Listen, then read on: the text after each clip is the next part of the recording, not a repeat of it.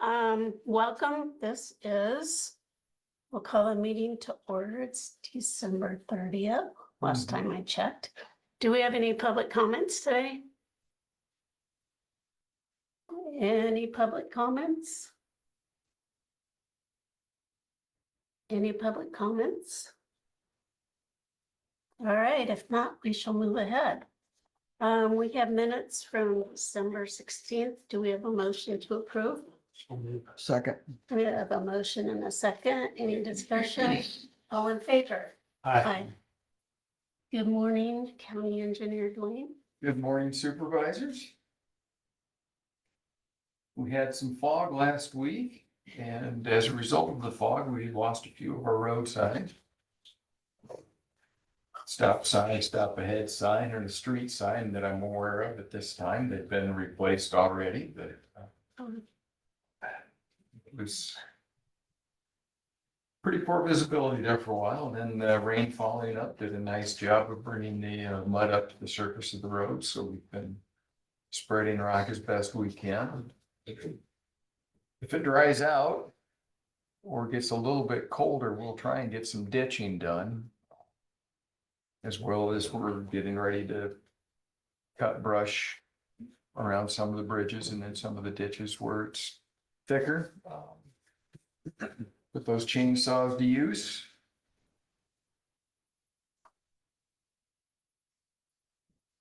The bridge crew out on Libertyville Road took last week off for the holidays, but they will be working all this week except for Wednesday for New Year's. They've got the sheet piling in place around where they're going to be excavating for the footings. Right now with the water high, those sheet coffer dams are full of water, so they'll probably spend all of today in pumping so that they can start excavating down.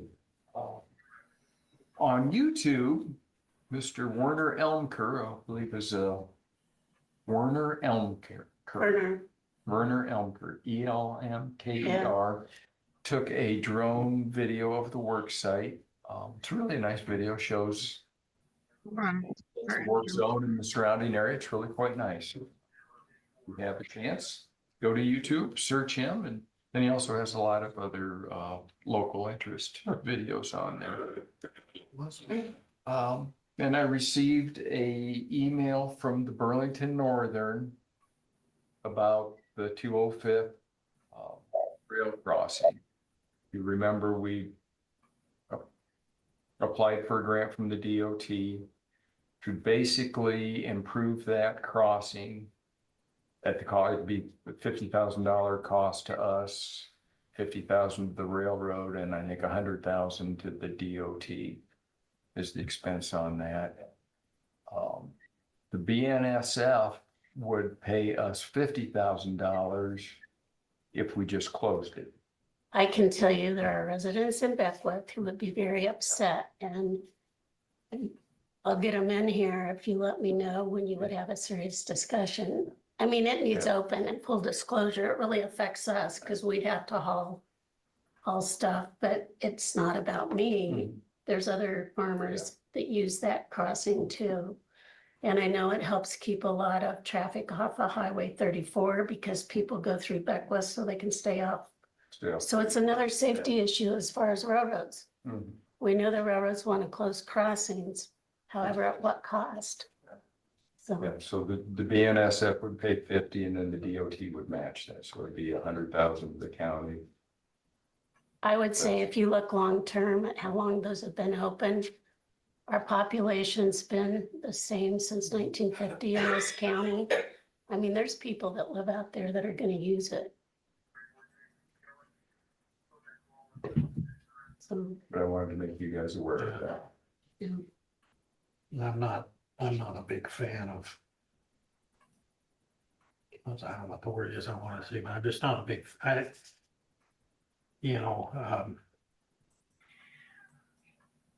as far as I'm concerned, those railroad crossings are their responsibility and the safety is their responsibility. Obviously, we have a responsibility to make sure that they're aware that there's problems out there, but those are their railroad crossings. and they need to maintain them, and given the circumstances that we're dealing with, we don't have $50,000 to put into it anyway, but and as far as closing them, I mean, not only the point that you brought up, which is exactly right, but it's also a situation of, now you gotta find some other access, some way around local law enforcement. There's many disadvantages. Well, and I know it's probably been 4 or 5 years ago that crossing was closed for about 18 months because the railroad wasn't doing its job. And there were people that literally only had one way in and out of their place, and that's not good for anybody. You know, you gotta minimize that. And there was concern by one of the guys about emergency services, what would happen. So all I would ask is if you seriously consider closing any crossings, that it be on the agenda so that the people affected can come. Get out of here scratching. You have to have a public hearing. That would be your guys' Excuse me call to one do that. second. Please, everybody, please mute. I think Mary Ann Nordike, please mute. She what? He's upset because the railroad wants to close the Beckwith Road. Mary Ann, oh, thank you. Please mute. Okay. We know that the railroad is wanting to save money and not take responsibility for the crossings, but that should not be the problem of the county. Just saying. I think you have a domino effect. You start closing one and go, yeah, we got that one closed. Let's look for a different one. Well, they made it clear when I came to that webinar a few months ago in your office. I mean, they're out to close crossings. They wanna made that reduce their clear. liability. Yeah, That's, but that's, again, the railroad issue. They're just trying to Yep. pass their responsibility on. Then it becomes a county issue for liability if somebody gets trapped in there and can't get out. So, you have any thoughts, Susie? No, well, actually, I was just sitting here thinking, we used to live out west of Pleasant Plain. That railroad closed. East Pleasant Plain, that railroad closed. That was the opposite effect, you know? How many crossings do we have in this county? Oh my gosh. 12 weren't there. I counted them at one time and did a study on them. most of the at-grade crossings are west of town, or east of town. Mhm. Chauncey just Pine, made spruce, redwood, quince, umber, Black Ridge, Lock Ridge, there's another one. county line, 2 in Lock Ridge. So there's 9 just east of town. Then you've got 1 underpass, 1 overpass. But those are the parts of the county where, you know, Yeah. there's the not roads are a awful. graveled road every mile like there are in some parts of the county. So literally you have one way in and one way out if you close the crossings. Well, it's not the same thing, but I remember, it's been a number of years ago now, but I remember when they had a fire on a wooden bridge in Washington County. And Washington ended up having to sue the railroad to get the bridge replaced. And eventually ended up costing, I think Washington County had to put up 80 grand to get that, you know. Was that in Brighton?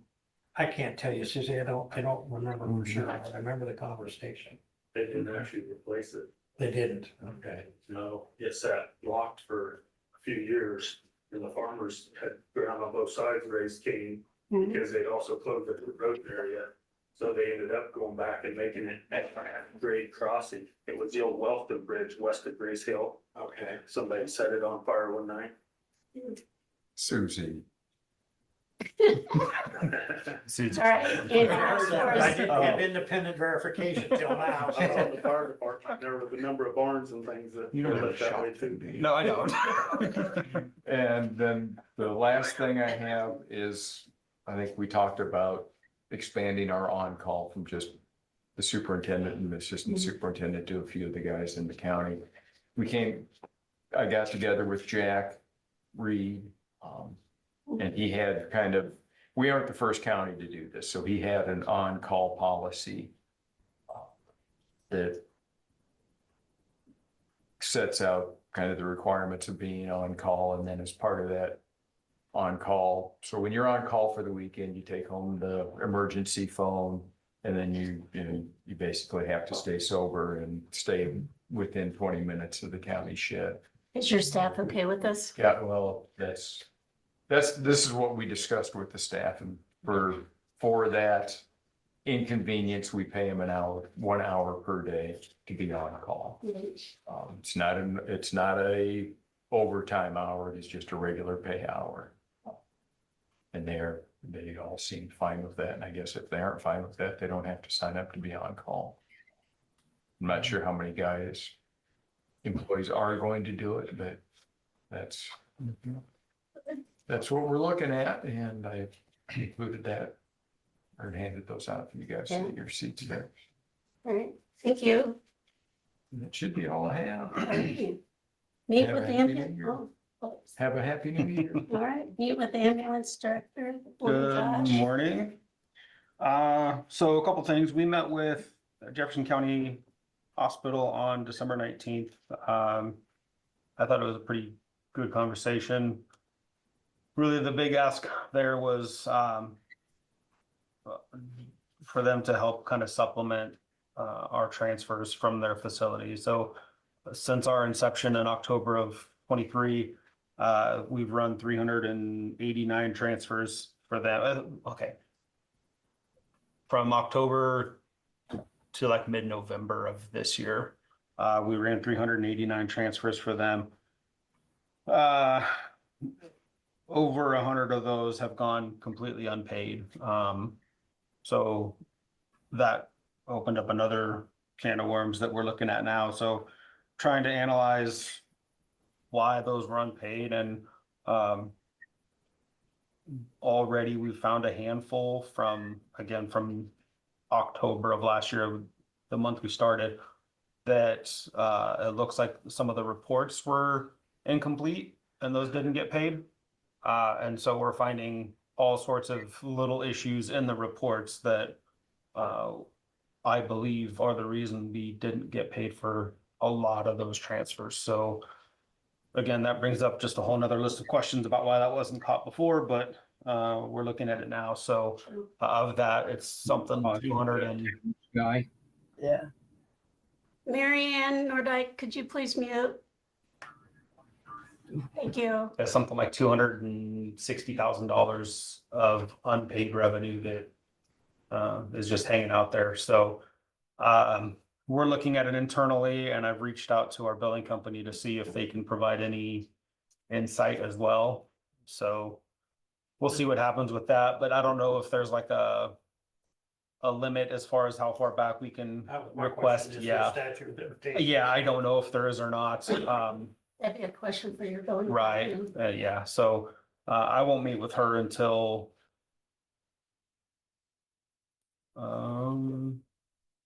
next Wednesday, I believe.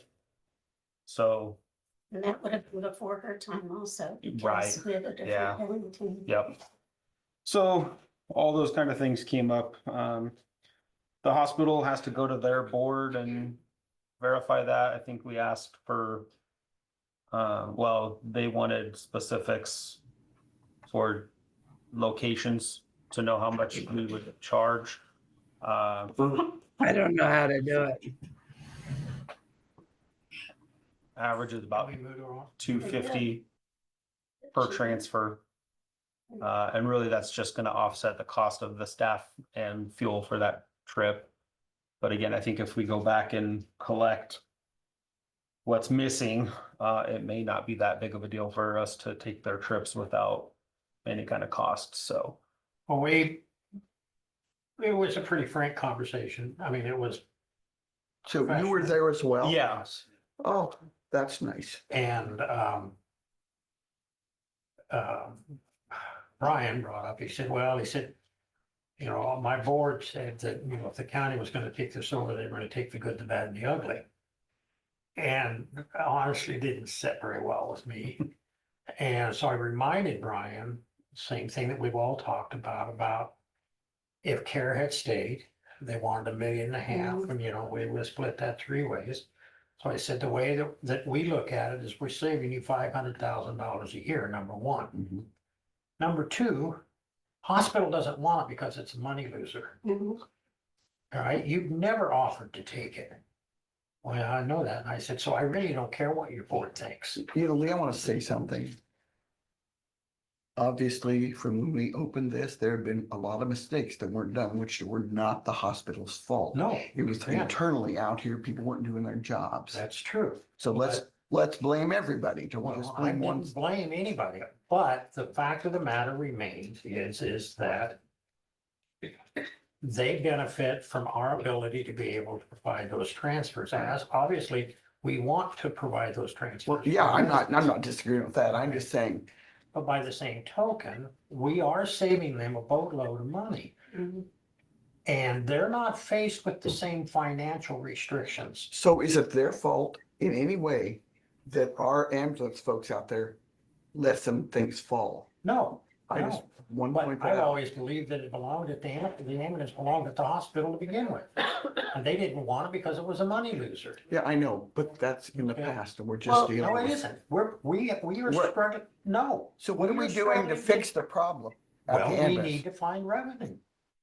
Okay, and we are. Is your stuff being done properly now, so we do get this money in? Well, I mean, we're still looking at it, but Okay. in the And last, that was my issue. yeah, there are several unpaid in the last couple of months, but understanding the building cycle, and Mhm. it usually Mhm. takes a month or two for us to Right. catch up on that. So there's a lot of zeros at the top of that list, but at the same time, Yeah. us being able to provide that service, and again, I don't go back historically and look at all the nonsense that went on before that. Mhm. But their expectation is that we are readily available for them 24/7. And they don't provide any assistance for that.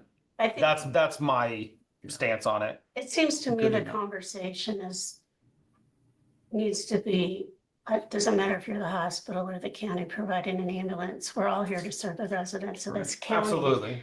They get money from federal and state sources. We're trying to work together. It's not like it shouldn't be, we're gonna dump everything in the county, which is what I am hearing. That's of concern.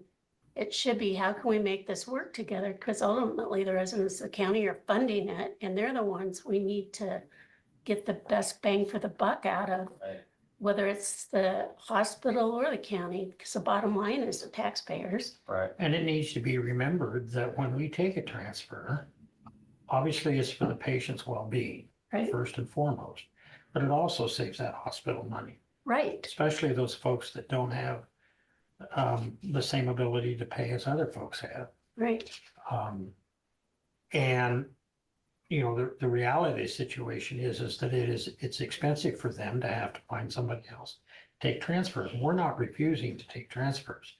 We have some issues sometimes, as we're all well aware of, with availability of personnel. And time of that's the day. only reason we Right. haven't been able to take transfers. Well, and they understand the staffing issues, and I think Not so it's getting sure. better. I think on the surface, they understand the staffing issues, or objectively they get it, but in that moment, they get Right, upset. And that was also brought up too, like you guys get phone calls, and then I get phone calls, and I get nasty grams from the staff from the hospital about why we can't take transfers, and they're having to call other people, and well, and again, you look at the situation, yeah, you have nurses that want to take care of their patients, which we all get. I mean, I work in hospitals, they want the best for their patients, so their priority is not if the ambulance has Right. staffing, their priority is caring for their patients. So everybody comes at it from a different Yeah. viewpoint. And Just, Brian's we well gotta aware work of staffing together. issues because he has his own staffing issues. He understood that when he was, I don't want to use the word sympathetic, but he was Understanding. understanding Yep. and that he was going to remedy some of those issues. I mean, it wasn't an argumentative process, but it was coming at it kind of from two different angles. And first and foremost, we're gonna provide the service for the residents of Jefferson County.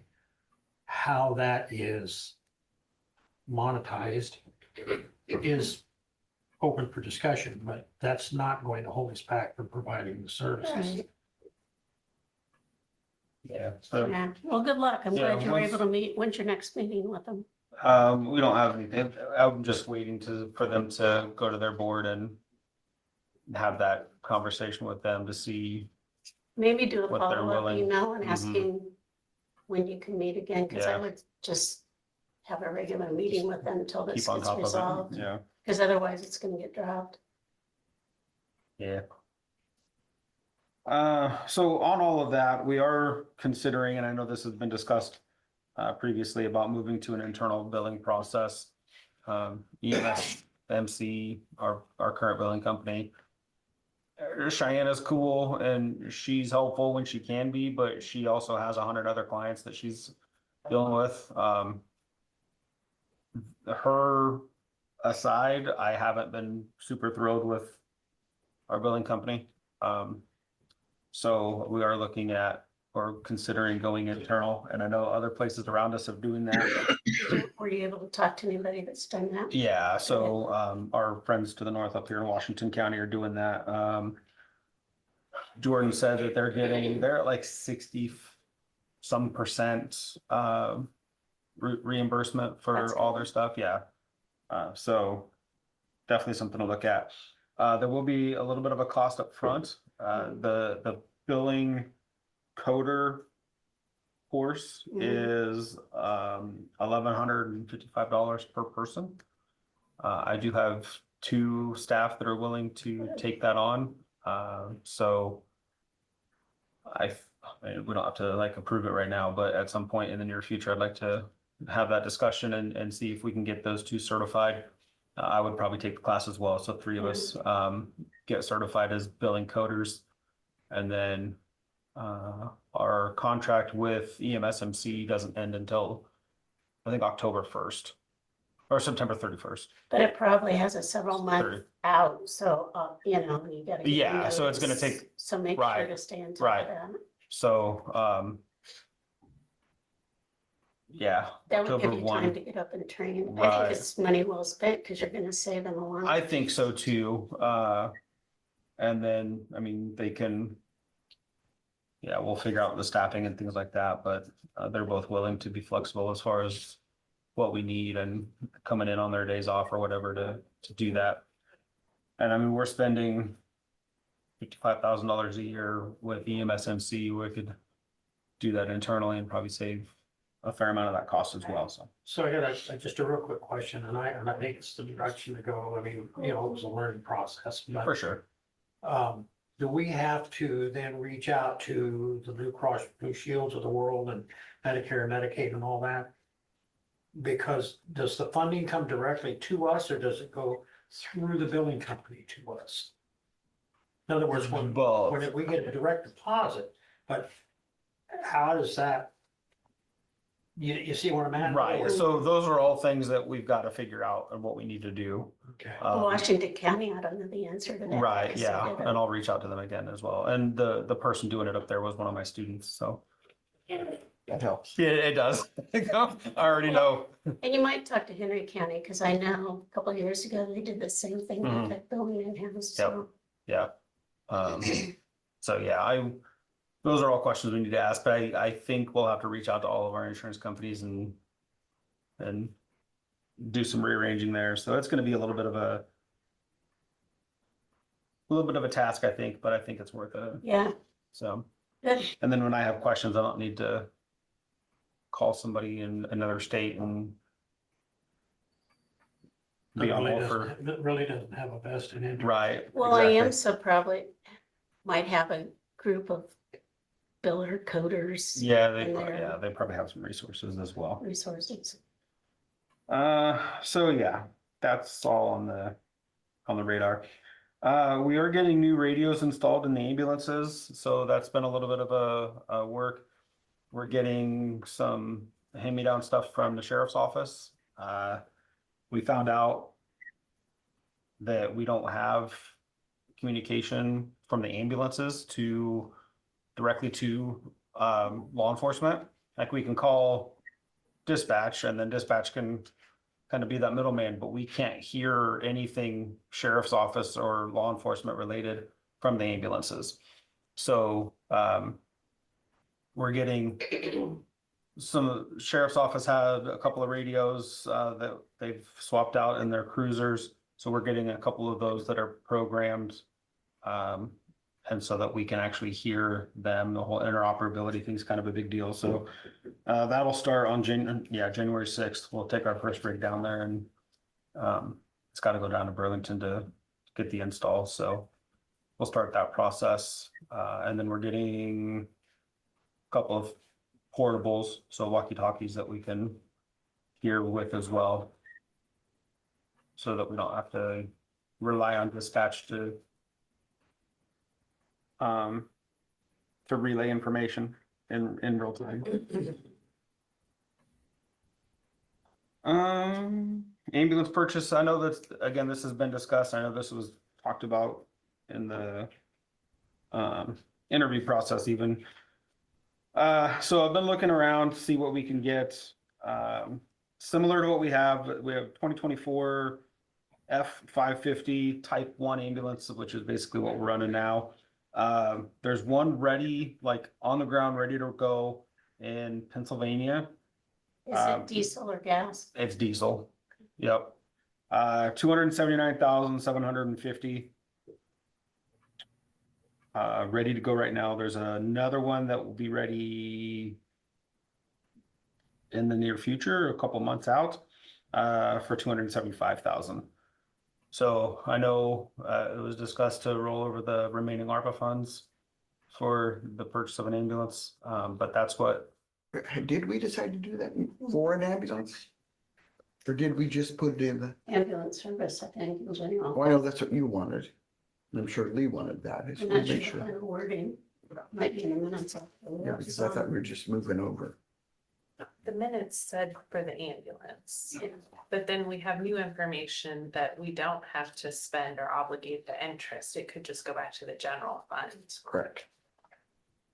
Well, the interest, but the principal has to. The principal has already all been obligated. Yeah.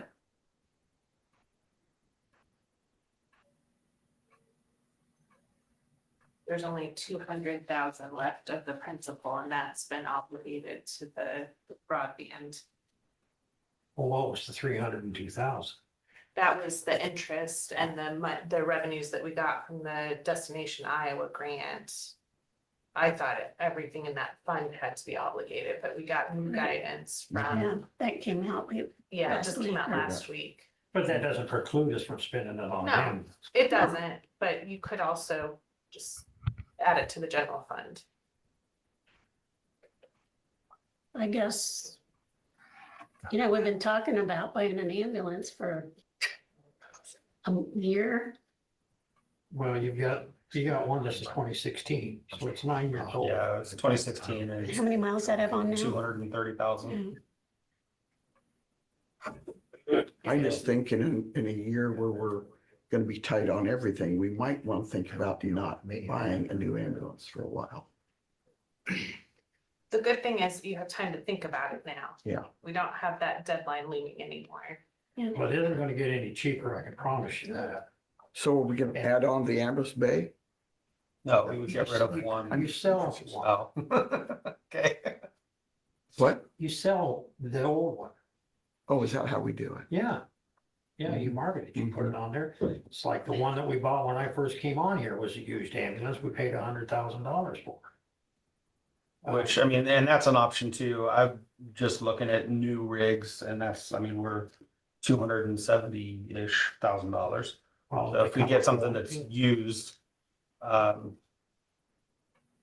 Yeah, but our other one was 260, 265 that we just the got. new one, yeah, So it's not that much. right. Prices. go And back. and it's not diesel, I mean, Yeah, it's that's not a power truck, but it's not diesel. Right, yep, Sure. And the new one comes with warranty, yes. both the truck and the, I assume, is it a new box or refurbished box? I think it's a remounted box, but yeah, Where's the, all I'm saying is that, when you have two rigs and one goes down, now you got a problem. Even though you can get it in and you can get it fixed. And currently, right now, we use the new rig mostly for 911 Mhm. because it is gas, because it's more expensive to operate. But I think we kick the can down the road.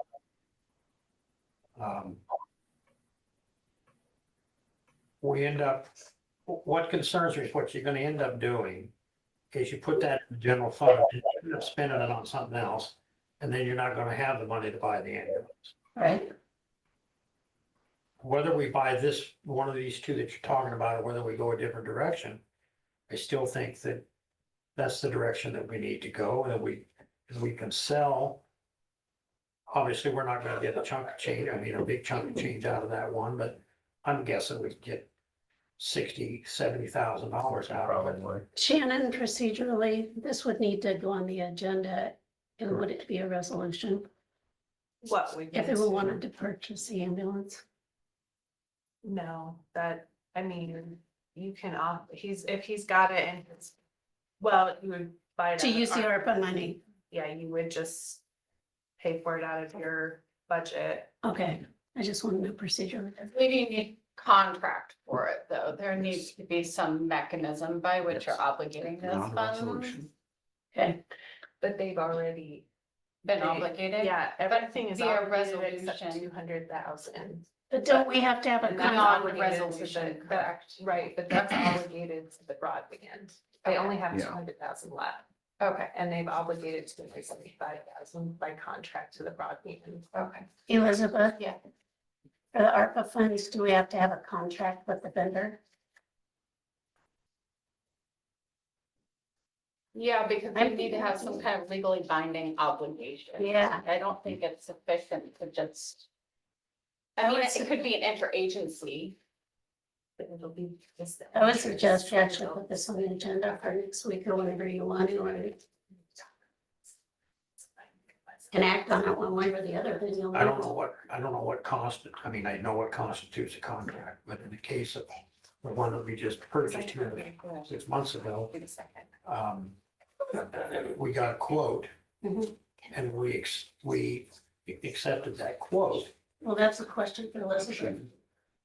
It seems and that. we used ARPA funds for that.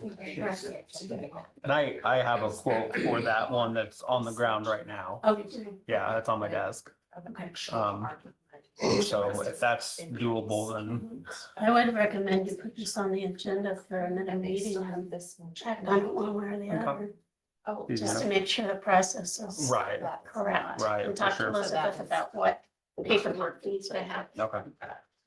Okay. Anything Don't else? you have to have more than one quote? I mean, I was looking at getting windows replaced and I had to have two quotes, so. Well, he you had can't just two, have- it looks, sounds like, didn't you get another? Yeah, one? so I mean, we've got one for the ambulance that's on the ground, ready to go, and one for the one that's a couple months out. Okay, Um, I'm just clarifying. but yeah, and I mean, and I can get other quotes if we need them, absolutely. But from the research I've done, that's the cheaper. Well, and that timeline's good. $220,000. It is affordable, yep. From the original Yep. allocation. All right. It's kind of a big deal because of vascular. Right. Maintenance. And Yeah. that's by contract. Yeah, it's exactly what we're running now. We have two of the 550s and one of the 450s.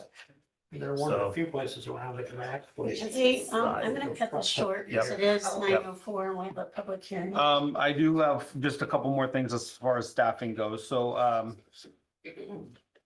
Sujata Berklin, I think that's how you say her last name. She's a jailer at the jail here. She also just recently got certified as an EMT. She wants to come work with us on a PRN basis. She's already a county employee. I don't know if there's anything crazy we need to do for I her would or talk to just, Jack okay, and Darcy okay. And Bart, and Bart. You want to make sure it doesn't conflict with the schedule. Well, yeah, Yeah. All right, okay. And then Because we can't have prisoner ride-alongs, I'm sorry. Well, but it'd be so much fun. And then the other, Damian Wimmer, has mentioned that he wants to come back and work on a PRN basis as well. So Is he, I don't know if that needs to be a more in-depth discussion. I mean, he still has a certification and Yes, everything, he nothing does. came, okay, He's already talked to him. You've already talked to Dean, correct? yeah. Yeah. I mean, I knew he was under potentially, but I knew the last I talked, it never happened. Right, well, why don't you guys, I don't know, put that on the agenda, either yay or nay, or talk to Josh about it this week. Well, we have to, I mean, I think that has to be on the agenda. I think it has to be a. All right, anything else? No, Because we that's all got I a got. public Yep, hearing, that's all I got. sorry, Josh. No worries. All right, Thanks, guys. 9 o'clock, public hearing on resolution vacating various streets and alleys in East Pleasant Plain. And then we will consider the resolution vacating various streets and alleys in Pleasant Plain, and that's number 4 in our packet. In East Pleasant Plain, you mean? Mhm, East Okay, you Pleasant said Plain. Pleasant. All right, Elizabeth, are you point person on this? Yeah. Yes, I am. And I know you've done a lot of work on it. Do we have any comments on this? Well, it looks Any like the whole public town comments? East Pleasant, oh, I'm sorry. Any comments? First, sorry, we need to open a public hearing. We need a motion, Motion sorry. to open a public hearing. Second. All in favor? Aye. Aye. Now comments. Any public comments on this? When you vacate, they go back to the adjacent property owners? Is that the way that works? Elizabeth? In this case, they're gonna be vacating and conveying to the adjacent property owners, yes. Okay, then they're free to build on it. It's their property. They can build on it, whatever at that Correct. point. And Okay, they'll be taxed. thank you. Or keep the buildings that they've already built on. Oh, Okay, any other public comments? I do have a question. Sure. I'm on Zoom. I'm one of the property owners that's adjacent property owners. Okay, If there is a driveway on that property, does that driveway get split then so that there's usage of the driveway from both sides?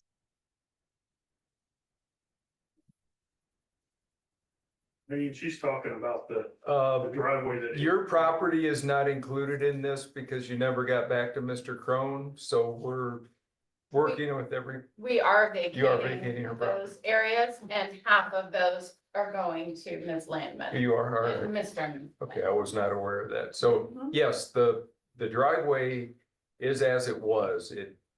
At that time, the driveway and still does go on the platted alley, which serves both adjacent properties, which would be yours and Mr. Crone. This has no impact on the access. So the property line will now be the center of the driveway instead of the driveway being wholly in an alley. Does that make sense? Yep, so both property owners can use the driveway without Yes. any issue. Okay, Yes. I just want to make sure on that. I have a question there then, Yes. on that particular deal then. With no current surveys on anything, how do you determine where the actual property lines are and what's going back? I actually have on the south end of mine where the house that burnt several years ago, there's a foundation from the garage that appears on Beacon to be right in the center of the alley. The foundation's still there. I wanted to put a building back on it and use it. And where is this located? This is, would be at, on the north side of 116th there on East Pleasant Plain. Think the actual address, We're not vacating 116th Street. no, but there's an alley that goes north. Yeah. As I told, I would recommend getting a survey just to assure that where it is in relation to new property line. So I would not feel comfortable telling you it is on one side or the other. 'Cause- That's the question. You were the only one that have found a cornerstone in that. Yeah, In the and that's, last 50 years. And that was a stone buried in a yard, so I didn't do any other surveying to verify that that was in fact where it was supposed to be. Right. But that is my guess that is. But to be 100% accurate, you'd have to pay for a survey.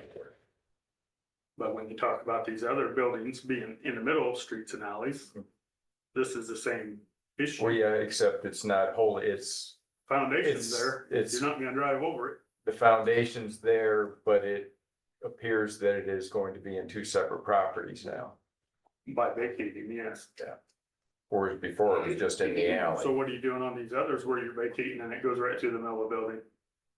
Whether it be a house or a garage. I don't think any of the other ones are on separate ownership. And if they are, I believe that's kind of between the two property owners on how they want to work that out. So you're saying I would have to pay to have things surveyed? If you wanted to read, that is between you and Miss Langman. You know, that's not my specialty. Unless you were asking the address on 116th, the old residence was at 2697 116th. That house burnt years ago. Mhm. So the only thing actually there at that 911 marker is my water pit. That's the only reason that water or that 911 signs there. Address. Okay. Does somebody have an extra sheet like that Pardon? indicating what's going on? No, sir, actually, I printed these up. I don't know if they made any copies or not. It's all, everything other than what she's talking about that borders her property is within my 5 acres that I had bought on the northwest corner of East Pleasant. I don't know if you're familiar with the ground that they were farming that belonged to Justin Cron. I'm sorry? Are you familiar with the property that was Justin Cron's? To the northwest corner, it had been previously farmed. They were farming 4 acres of it. And the city's sewer, Russ sewer and everything goes right down through the ditch. There's a big ditch and draw that comes down to 116th. I own that corner of the most western corner next to the sewer. You're west of it. Have you been through there recently? Last fall, we built a new showman there. Between, west of Redwood, we built a new showman. So we would apparently be in between you and Redwood, the dirt road. All right, And it doesn't affect that, other than our property line, the fence line goes right down the middle of the alley, so we vacate that and it gets split, okay. just like they're saying. Now, is this gonna make our taxes go up? You need more land, so I mean, technically, yeah, that increases the size of your property. But when you go back to my abstract, everything said they'd all been vacated in the past. Yeah. So on the tax roll, have I been paying taxes already on all that? I would assume I have. Well, it was rescinded. There was a blanket resolution Mhm. vacating and conveying, and then that was rescinded. But nothing was split out, right? Because that was the issue when we went to record the deed. You guys were gonna have to take the time to split all that out to make it right. And that's why I said, let's just go ahead and vacate them that way. We don't have to do So it. when the initial resolution to vacate the streets and alleys was passed in the 80s, it said any streets and alleys that are not currently being used as a street or alley and have never been used. And that was not something that our office could implement. We don't have information about whether it was ever used as a street or alley, so that's why it was rescinded. So Elizabeth, So Shannon, I got a question. This is public reading or public hearing on the first one, second? On all It's a of those, resolution. The whole resolution. Yeah, So just one public will we hearing. need to set another public hearing on this topic? You can, Yeah, if you don't like to. feel like you're ready to make a decision on Because it it. seems like there's a fair amount of uncertainty that maybe we'd on want to. mine, it doesn't matter. I mean, I want to vacate everything within my property lines. Okay, And then we decided to just vacate everything in those blocks there that was north of 116th Street, just for clarity's sake. okay. So I know it seems complicated, but I do think that we've got it all sorted out. I don't know if you have additional questions. No, the only issue was they didn't get back to me and visit on this, corner piece. Right. And so I said, okay, let's just not vacate them. That's not an issue to me. Right, but we decided to vacate it anyway. I Okay. spoke with Ms. Landman this morning, and she's just concerned about making sure that they have half of those Yeah. streets and alleys. I believe the driveway she was talking about is actually on county property anyway. It's part of the easement for 116th Street. Okay, And I assured her that it would not affect that out or that driveway at all. We don't have an issue with that. Apparently the last owner did, but it's not our, we're not worried Do about we it. have any other public comments on this? Otherwise, we can go to considering the resolution and have more discussion if we need it. I don't need to. Any other public comments? Hearing none, do we have a motion to close the public hearing? So moved. Second. All in favor? Aye. Okay, consider resolution vacating various streets and alleys in East Pleasant Plain.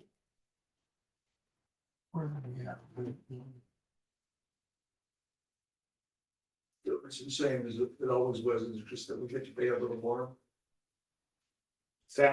It sounds like we were not paying for the streets and alleys previously. That's what I was trying to add. But yeah, otherwise property boundaries stay the same. Okay, do we have any motion from this board? Not hearing any,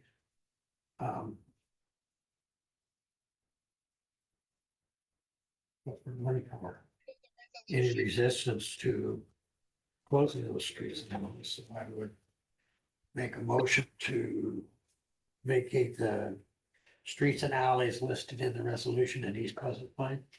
Hillary, are you online? Yes. Do you have any issues with this? Well, my understanding is that it's being split 50-50. Is that correct? The easement, yes. yes, that is correct, Ms. Landman. As we discussed this morning, all of the streets and alleys surrounding your property are being split 50-50. Okay. And that So- would be my only other concern would be using the driveway, which previously I've had issues with previous person that owned it, but and I apologize for not getting back to the new owner. We've been busy with Christmas stuff. But as long as it's being split 50-50 and that the driveway is going to be used, that would be my only concerns. So and then agreeance otherwise. What do we use for property lines then? All right, so you made a motion. Do we have a second? I'm roads on that property line. Do we have a second? Mr. Crum, do you have an issue with that? Oh, it's just figuring out, if somebody, I don't have an issue with it. If somebody else questions it, where the actual property line. Yeah. There, between our properties, there is a corner post and a fence. As to whether that's property. When her husband was over there last summer, I stopped and visited with him to see what they recognize as property lines, and he told me, I said, that's fine. I'm new there, obviously. Sure. So we were going off those, so I didn't know if that was the correct property line. It's not a big deal. I think an alley's 16 feet? I think that's the property line, like not Oh. including the alleyway. I think that was like the original property line was the fence post that you're referring to and my husband. Yeah, right. Yeah, Okay, that would be in your legal. that's the way I read it. That would be in your legal description of your property and your deed. It calls out the plat. All right, It calls out the plat for the city. Oh, we've got a motion to approve this. Do we have a second?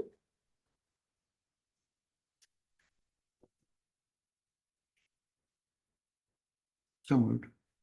We have a second. Any more discussion? All in favor? aye. How many copies you need, Shannon? Two. Two, yeah. I wrote on mine. Is that okay? No, because it has to be Here, recorded. we all three have to sign. Can you give Craig Really give him this one? There you go. Okay. This didn't come with a check or anything.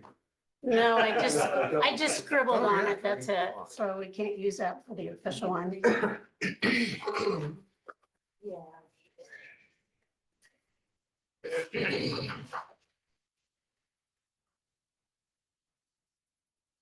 Here, Susie. All right, thank you, everybody. Appreciate the comments. Do we have, let's get this. Lee, Hello.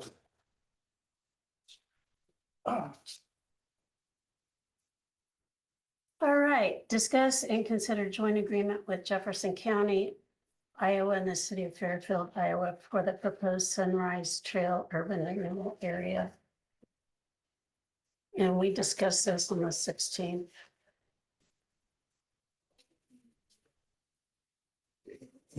Did you get any of your questions answered? Well, I'm just speaking for me.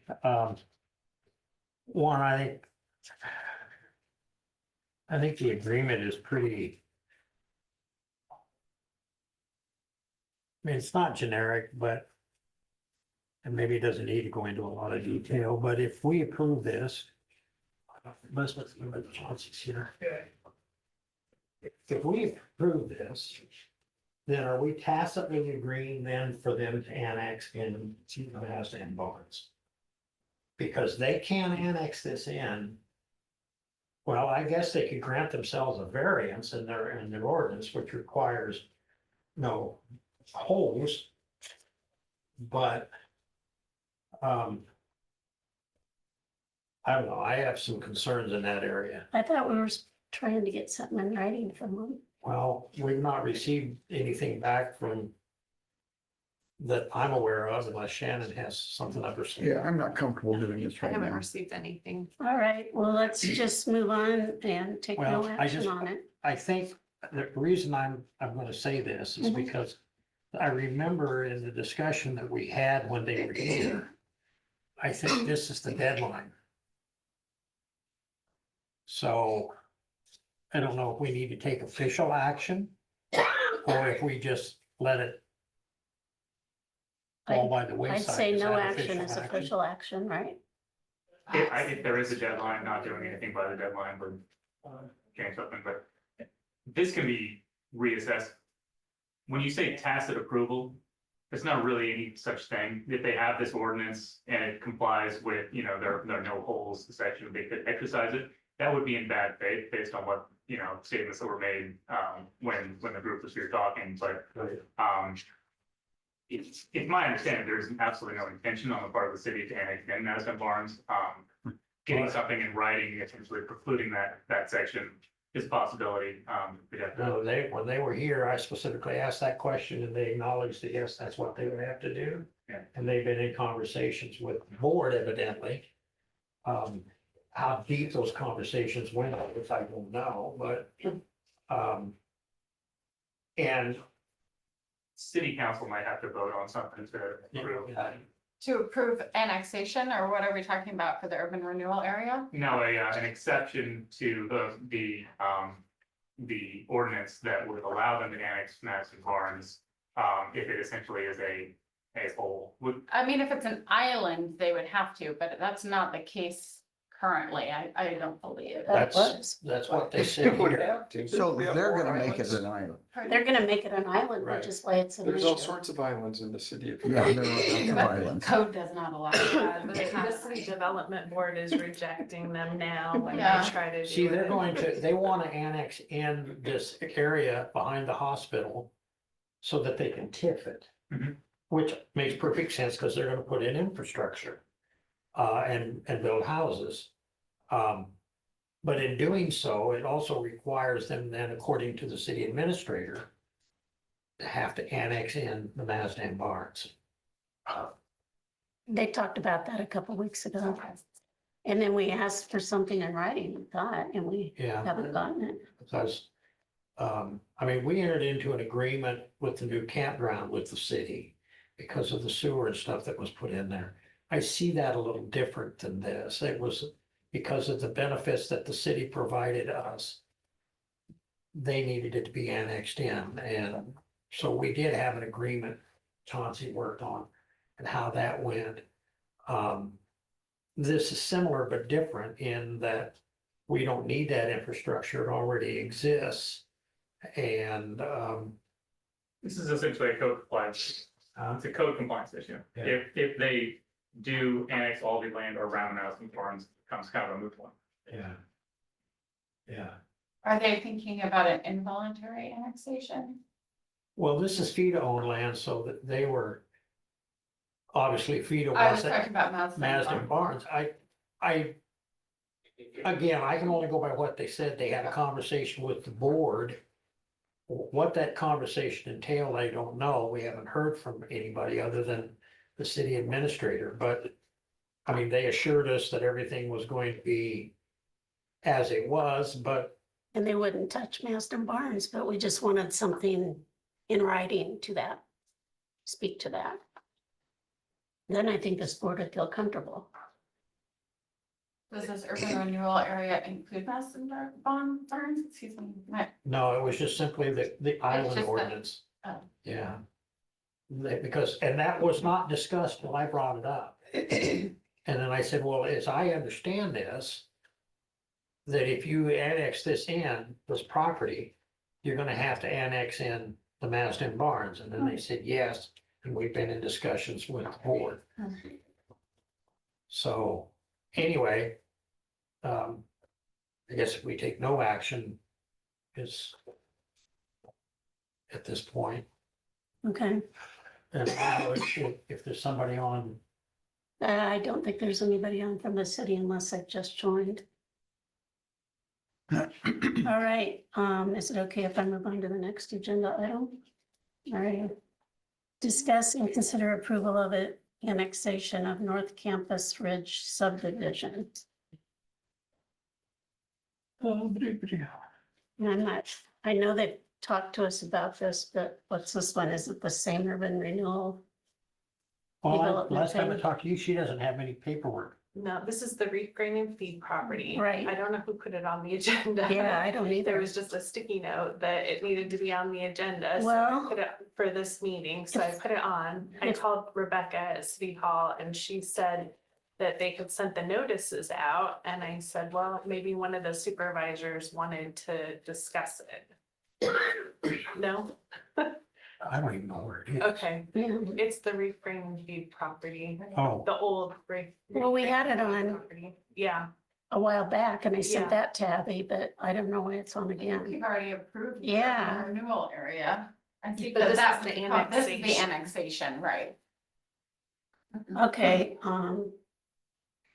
I would say if the city contacts somebody to I wonder get, if it's on the city's agenda for Maybe. today. that could be. Did you go to a meeting? No. No. I mean, I have to be on that.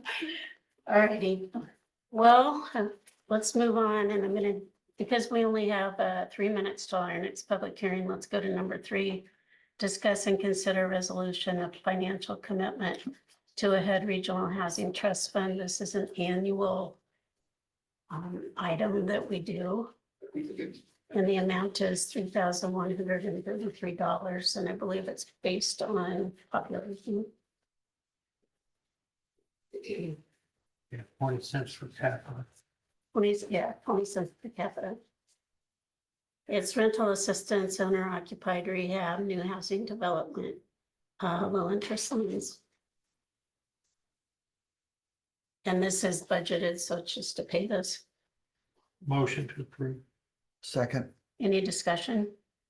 All in favor? Aye.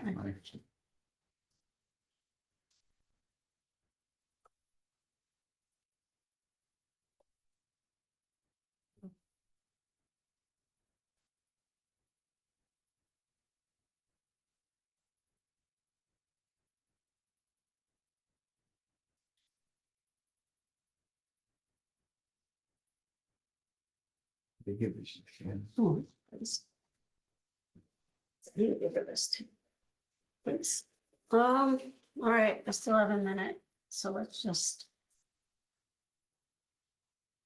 Does anybody have any committee reports? I'm guessing we probably have not a lot. I just had, got a letter from a young man, 5th grader, from St. Luke in Ankeny, Iowa. He's doing research on counties in Iowa and asked if I could send him information in pamphlets, and Shannon helped me out on this we've got a binder with a bunch of stuff in it, and I made copies, and scanned them in and emailed them to his school to provide to him. And they wished him the best of luck. His name is Mac Leland, and he's a fifth grader. And he's a social studies class, and he's researching the counties of Iowa and was interested in learning more about Jefferson. All righty, thank you. All right, it's 9:30. So I sent him Joe Ledger's name. So we'll start the public hearing on repeal of county nuisance ordinance. Do we have a motion to open the public hearing? So moved. Do we have a second? All in favor? Aye. Do we have any comments on the nuisance ordinance? I know this board is open to comments. So just to clarify, then it would be a civil issue between said property owners, and the county wouldn't be responsible to pay for any cleanup. Mhm. I'm just asking, because I. Yep. Okay, all right. Thanks. Any comments? I've heard feedback from 3 residents that don't think it's a good idea. To repeal it? Yes. So I'm just passing that on. Any other comments?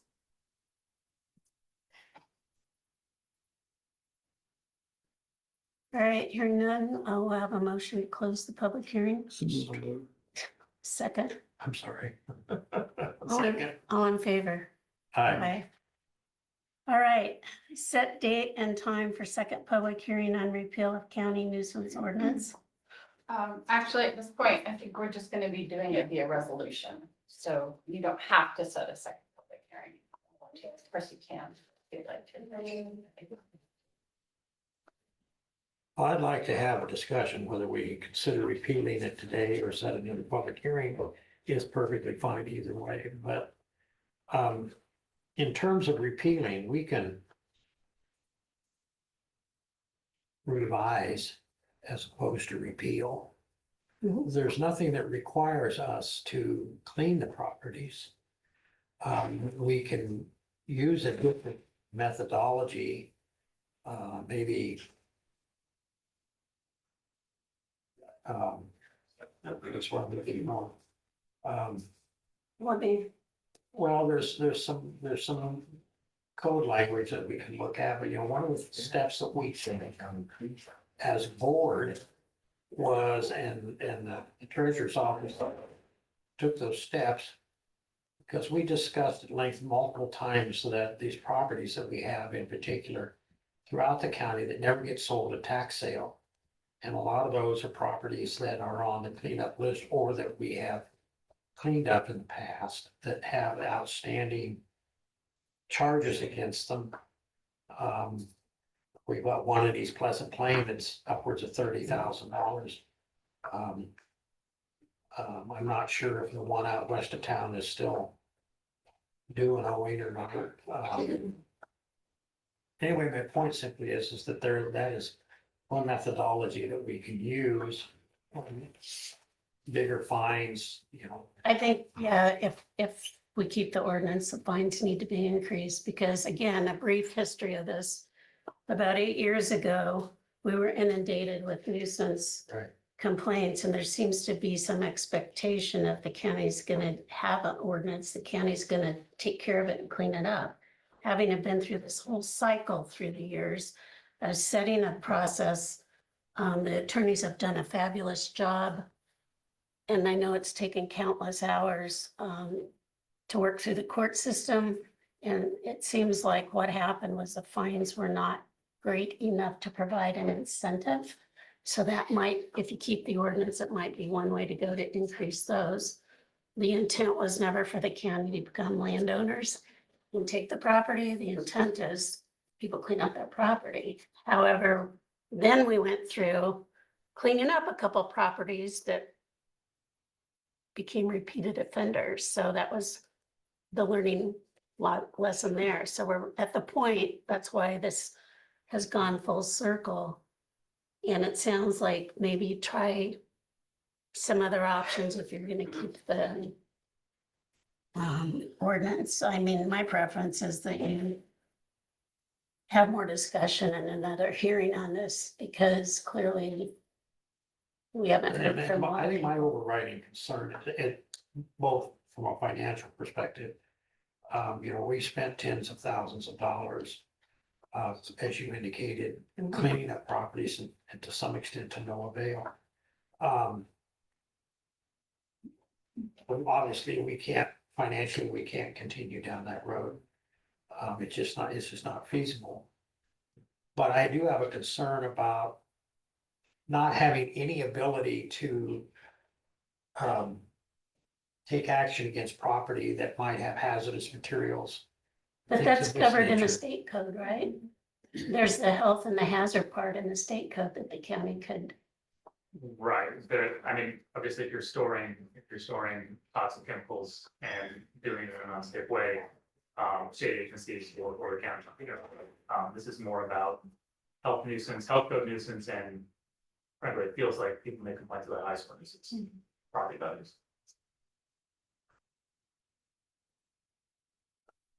So like I said, I don't know. My mantra has always been, if you're not going to enforce it, then repeal it, but not enforcing it or revising it doesn't preclude us from enforcing it. It's just, we have a different mechanism. So I don't know if that's something the board wants to look at, or if you want to have another public hearing or, or whatever. it sounds like you might want to see what some other options are for revising the ordinance. I'm not hearing anybody jump up and say repeal. Just to open for public comment. Sure. So there are people that will take these properties and clean them up, pay to clean them up, as a small investment. Mhm. But the issue there is, when they buy it, they've got to buy it cheap enough. As to whether, I don't know how you do it down here, whether it's just back taxes or whether you're adding something to it or what. But if they can buy it cheap enough, they will come in, and whether they clean it up or pay somebody to clean it up and then sit on it, and if they get a chance to sell it, they'll sell it. I believe Right. there might be one going on the east side of East Pleasant Plains currently that's gonna happen, but And I I can't think, say for sure, but. correct me attorneys if I'm wrong, but to have that happen, because I know this board has talked about that in the past, there would need to be some ordinance revisions, because again, the intent of the ordinance is not to make anybody lose their land or property, which that does, and that I know will take considerable research. And that's also not dissimilar from what we have in place now. What we have in place now is the county pays to clean it up, assesses it to your taxes. If you don't pay your taxes, then the tax sale occurs, so. That all To assumes get out though, of, that if you have a nuisance, you're also not paying your taxes. Right. That's based on that assumption. But then if the county cleans it up and assesses that cost against your property taxes, that increases the cost to purchase the property at tax sale, which can act as a disincentive Right. for people who are. and it's gonna One of the cost the thi- one of the- county more to clean up a property Right. than it would. And What we've done was, there were 31 properties in the county, not all of them nuisance properties, to be sure, but there was 31 properties in the county that have failed over the year to sell at a tax sale. Some of them because the taxes are way up there, whatever. And so in talking with the attorneys, I've always believed that since we had the authority to sell those properties, we had the authority to claim those properties and then get reimbursed from the property owner, or whoever pays the taxes, the same as anybody else would get paid. So we took those properties, 31 of them. It's been my thought process, I don't know if we've discussed this with the attorneys and stuff, but it's been my thought process along the lines of what you just mentioned, that once we get a quick claim deed issued to us for a property, after it goes through the tax sale process and the 19 months before that they're allowed to redeem it and so on and so forth. Once we become the quote owners, then we can say, we will deed this property over to you free and clear and forgive the taxes on it if you clean it up. But you gotta clean it up first, Mhm. and then we'll deed it over. And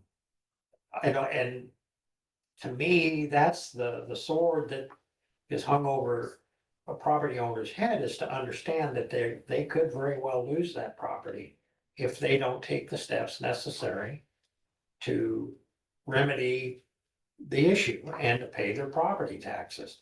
We've got, like I said, we've got one that you're probably referencing in East Pleasant Plain, that my first term here, 14 years ago, we cleaned that property up and spent $8,000. And there's nearly $30,000 owed against that property, and that property taxes will never collect. The owners have passed away.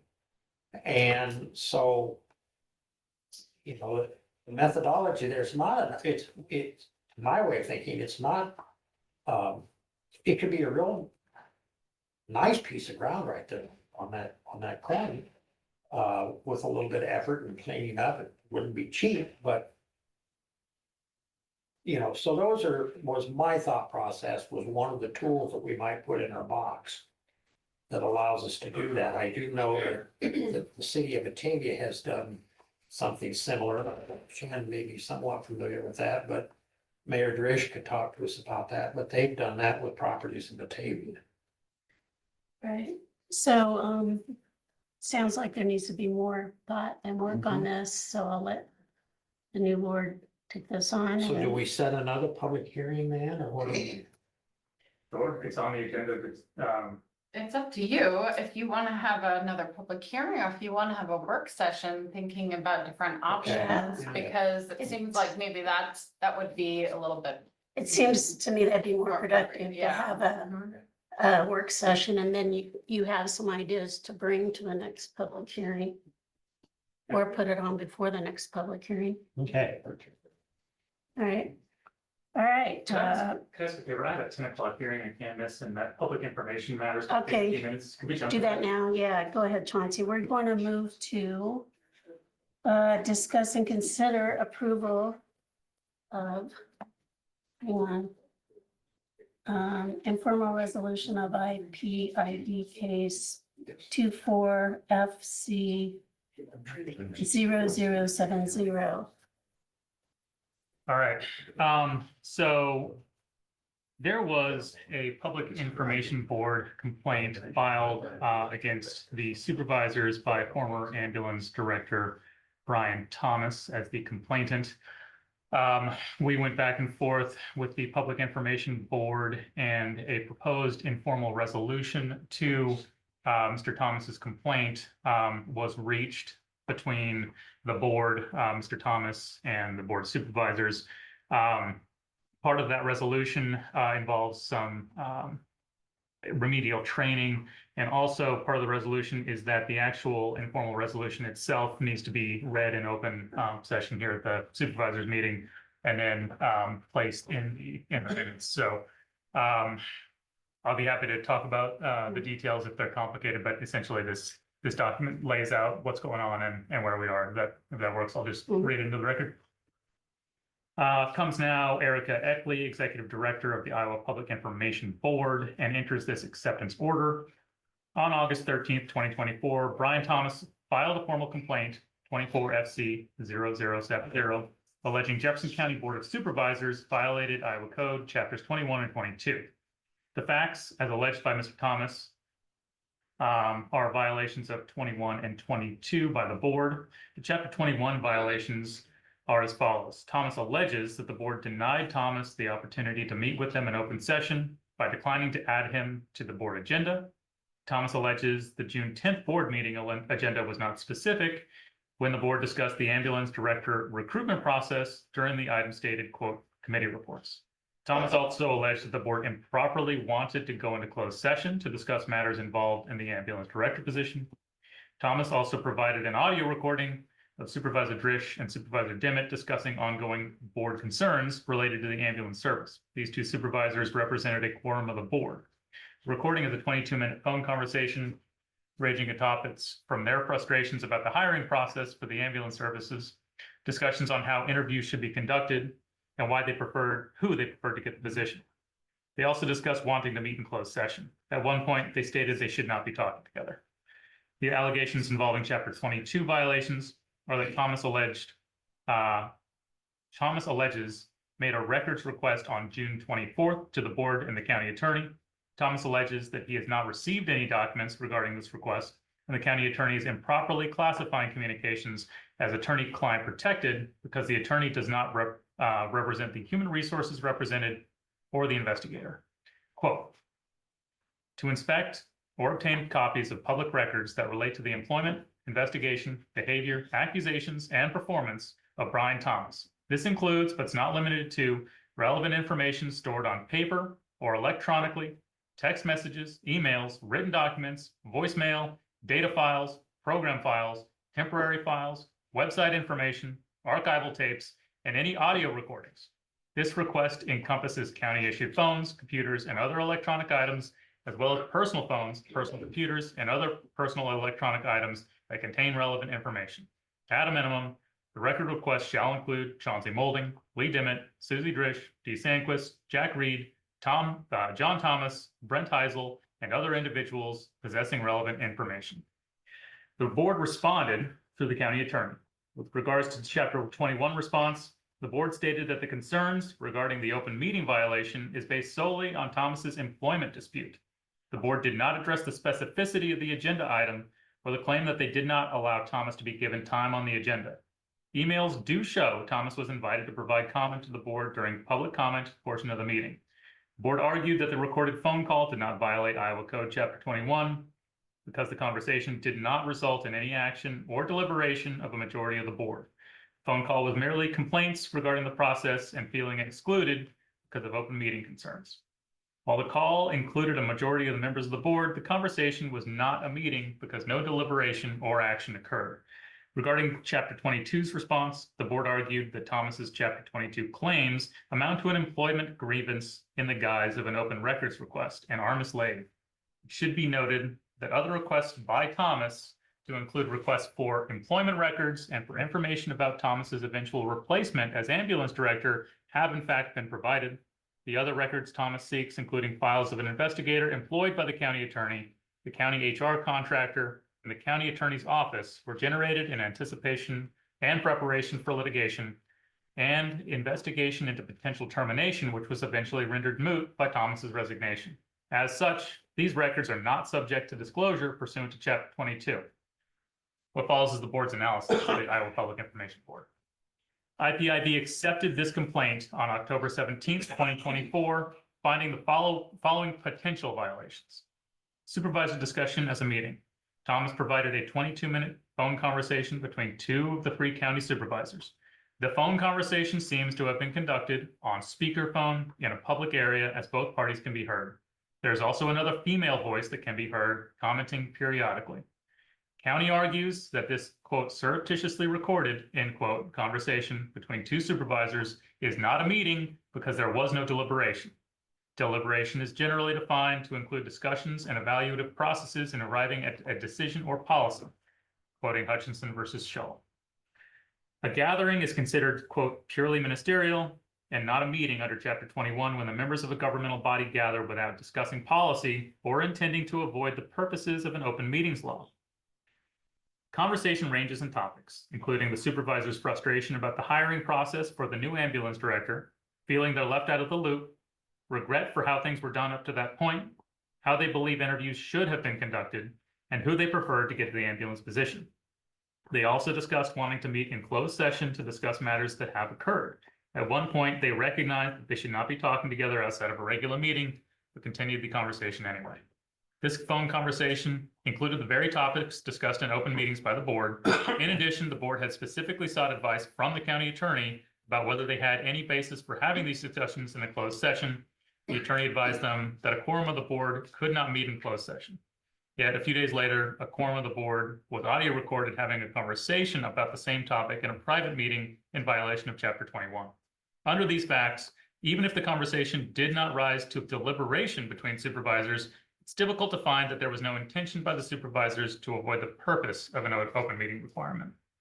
Regarding the open record requests, Thomas made a request regarding documents related to Thomas's employment situation. The board stated that Thomas's personnel file was provided to him because it was his personnel file rather than pursuant to the records request. Communications between Thomas and the county attorney indicated that the board considered the records related to the investigation to be confidential. At this juncture, it's not possible to determine whether all public records have been provided, whether the documents not provided were properly withheld as confidential, and what efforts were taken by the board to respond to the request for communications between the supervisors and others. Based on the telephone conversation between the majority of the board, it seems likely that there would have been records of communication that may exist, and review of records should have been conducted. No documentation was provided that this occurred. Following is the informal resolution that has been reached. Pursuant to Iowa Code 23.9, the parties have agreed to the following terms and have executed an agreement, this informal resolution, indicating they consent to be governed by these terms. It's 4 clauses. Clause 1, the board will acknowledge in an open meeting that there are sufficient facts to show the conversation between a majority of the board discussing matters within the policymaking responsibilities of the board could be found to be a violation of Chapter 21. This acknowledgement will be recorded in the minutes of the meeting and those minutes will be provided to the IPIB. Clause 2, the board will provide information to IPIB as outlined below regarding Thomas's request, and that restates Thomas's request. Sub A, this response will include information regarding what public records were provided, whether the records were provided were withheld as confidential, and the reason for their confidentiality. Sub B, the board will provide information on the process and procedure used for obtaining relevant documents from the county and identified individuals, and if applicable, their personal email, text, and response to the request.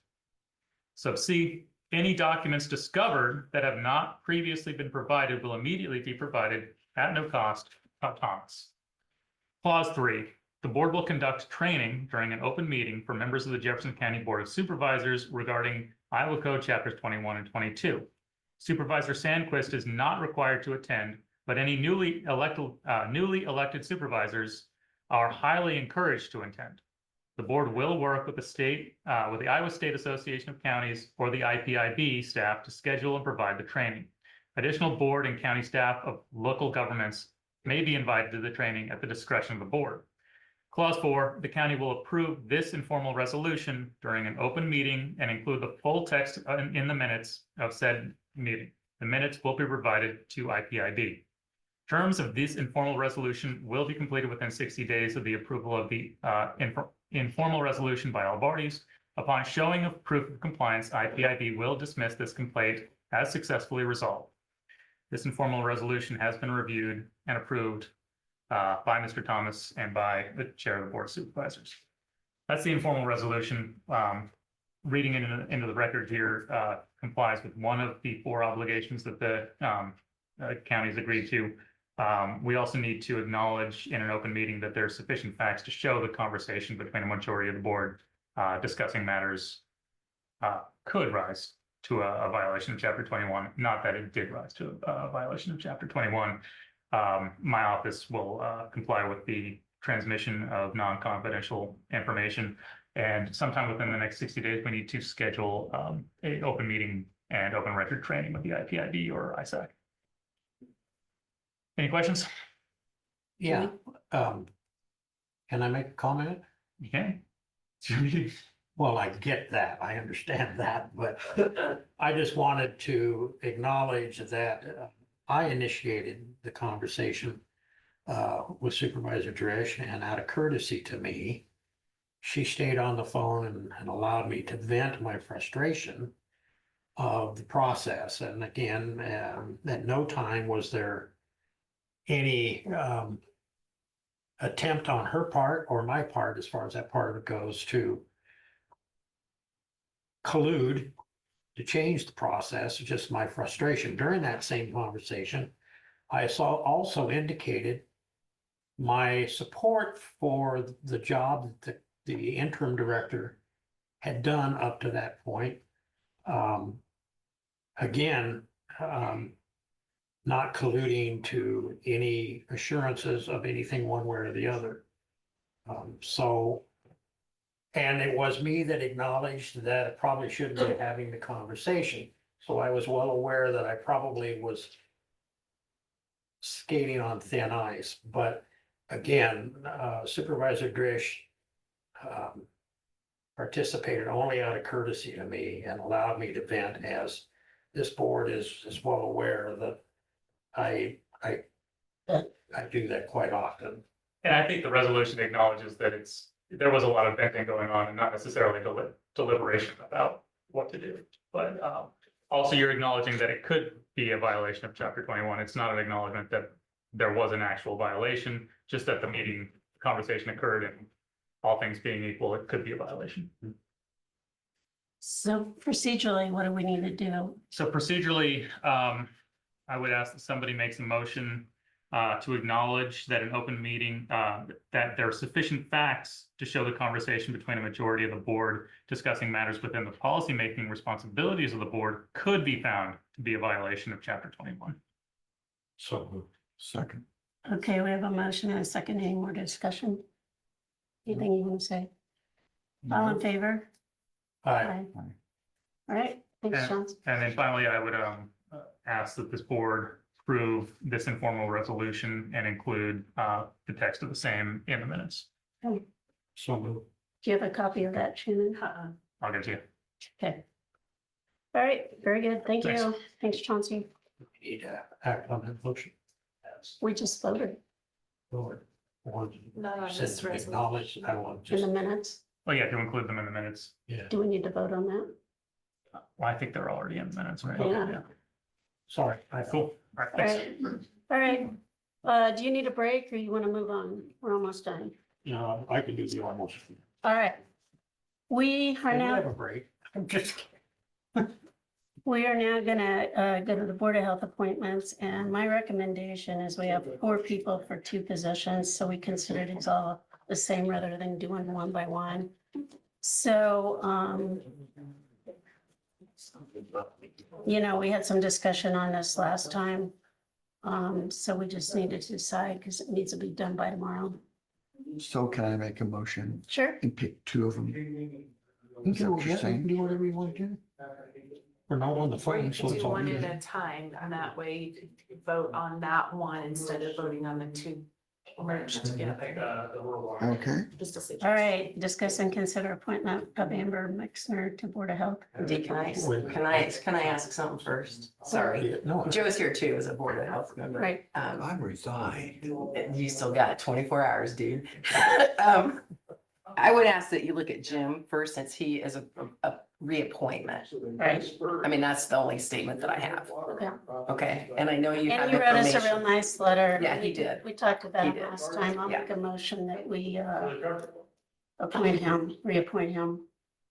Well, I don't know how it works in your number, but Um, my student used to. we go back from the beginning, that's- Yeah. Susie was gonna. Right. Go ahead. You know, I would like you to also consider Dr. Miller, who has been on the board prior, the Board of Health, right after he. Prior to a Board of Health? So tell us more about that. Well, he would graduate vet school at Iowa State University. No, I know, but it related to the Board of Health and the knowledge that he would bring. Well, he would bring the knowledge that would fill the gaps to do with the dog bites and that stuff, excuse me. And then I know we had discussion about Amber Mixner because she had the environmental health experience.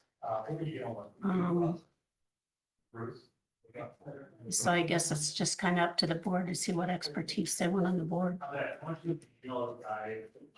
And I would go to our Board of Health person and ask, based on your experience. Well, as you know, we've changed county sanitarians. And my thoughts are if we'd had somebody on that board that would have taken an interest in that, we wouldn't be in the situation we're in right now. Once I come on the board, I started asking questions and things changed. It's kind of embarrassing in a way that we let it go that long and didn't do anything. I feel like we need somebody on there that understands this stuff. They're also gonna argue it's a conflict of interest. I'm sorry. I can show them. Thank you. And if they're gonna look at it that way, then employees at the hospital, that could be considered a conflict of interest too, so.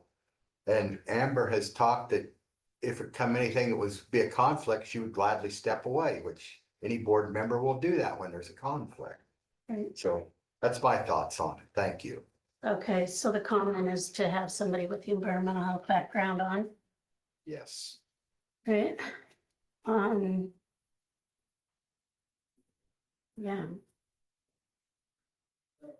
So refresh my memory on the dog bite. I know there's dog bite issues. It's but- not just, it's animals, it's Yeah. not just dogs, it's animals. Right. But by Iowa code, the Board of Health is responsible for dogs, cats, and ferret bites. You know, So there've been a how- lot of rabies bites There has lately been a too. death of Yes, rabies that's in right. California in the past year. So how, and I just want to understand, because I want to get the right mix on the board. How would having that expertise help or not? Is everything pretty much laid out in the code, or is it? Well, it is as far as the responsibility of the Board of Health to be responsible for those three animals identified. That doesn't mean that we don't get calls for bats and other Right. unowned animals or what would be considered wild animals. The problem becomes with the dog bites in particular is the fact that we don't have local boarding anymore at the vet Right. clinic. So that's a problem. The Board of Health by code is charged to make sure the animal's under confinement. They don't use the word quarantine anymore. Usually they use the word confinement. So then it usually falls to the owner of said dog. But you know, if your alleged dog bites somebody and it's not, you know, tagged or, you know, implanted with a radio tag, they're gonna say that that's not my dog. So there's been a situation, you know, where it's an unowned animal. By code, the Board of Health can issue that directive to law enforcement that the animal be, you know, put down. Obviously, if it's aggressive, the animal can be euthanized. So there's some things there that the Board of Health still has to work through the process because, you know, historically, the animal would go to the dog would go to the vet clinic and it would be, you know, kept under confinement or quarantine for that 11 days. And then a lot of times if it was an unowned animal, then it would go to Noah's Ark or it could be up for adoption. Noah's Ark will not accept the animal when it's had a bite and it's an unknown rabies vaccination status. You know, Chris, I was in contact with a vet over the weekend. And we talked about the bird flu situation. Yeah, it can be, it's gonna be That's gonna bad. be your next pandemic. Yes, it is. It absolutely is. It's like a couple jumps to get to. Yeah, it absolutely is. And so that's one of the reasons I would like to see Dr. Miller on the board. It's, yeah, it's gonna be big. Yeah. Some of my colleagues in other counties have already had issues where they've had, you know, CAFOs of birds and they've had to Oh. euthanize all the birds. This has been in the last several Yeah. years when we saw it coming through the first time. But the gentleman that was real sick, I think he was from Mississippi, had touched not a confined bird or a laying bird, but a duck, is my understanding, and he was really sick from that. So there, and we know that zoonotic illness does cross Yeah. over to humans. Obviously, we're mammals. Just to Dr. Miller has not served on the Board of Health under my tenure. It's been before Yeah, I was gonna before say, me. it's been right. I don't know if after it was we got out when of vet Lee school. served. Yeah, I don't know if it was when Lee, but that was my understanding. So.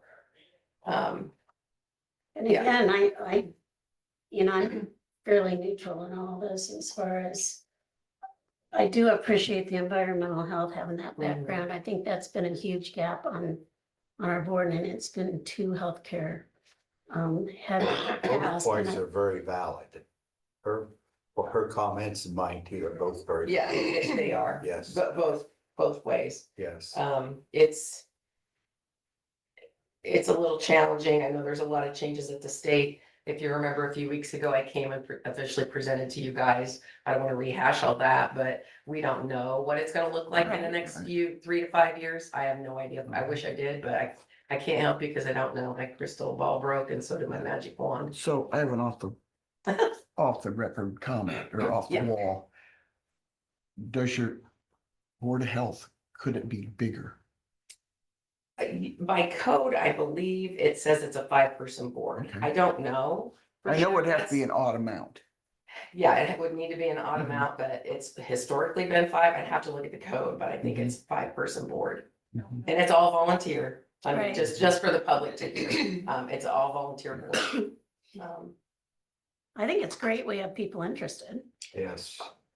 Well, I think, I really, yeah, I mean,